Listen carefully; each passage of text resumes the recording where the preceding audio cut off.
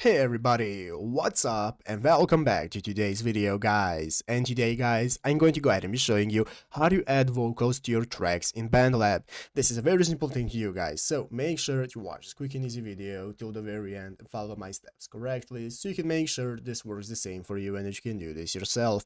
But yeah guys, let's get straight into it. So guys, the first thing you want to do is go ahead and open up the official Bandlab application. If you haven't already, you can use the PC version if you want. Here I am on my mobile phone, and after opening it up, you want to go ahead and log into your account. So if you do not already have an account, just go ahead and create a new one, and after logging in, you'll be greeted by this main page right here, which is the home page of your Bandlab application, where you can see all the training videos, you can see all the posts by other users, and so on. So let's go ahead and see how do you add vocals to our tracks. The first thing we want to do is click the plus button right here in the middle of the page. At the bottom part of the screen, click plus, and this is going to enable us this and open up this page where we can get started with either importing new files, we can start recording our voice and audio, and so on. So you can either go ahead and open up your studio, or you can import the file from which you want to start. I already have my file right here, so I'm going to open it up in my studio, and as you can see, after opening up my file, this is how it's going to look like. So this is the file right here, and now we can get started with editing it. So guys, if this is our file and our music, if we want to go ahead and add our vocals, what we have to do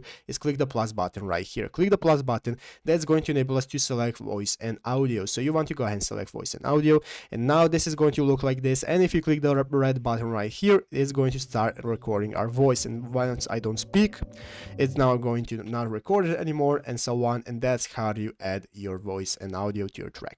But yeah guys, basically that is it, how to do it. So I hope this video was helpful. If it was, make sure to leave a like, subscribe to the channel. So yeah guys, thanks for watching, take care, and bye.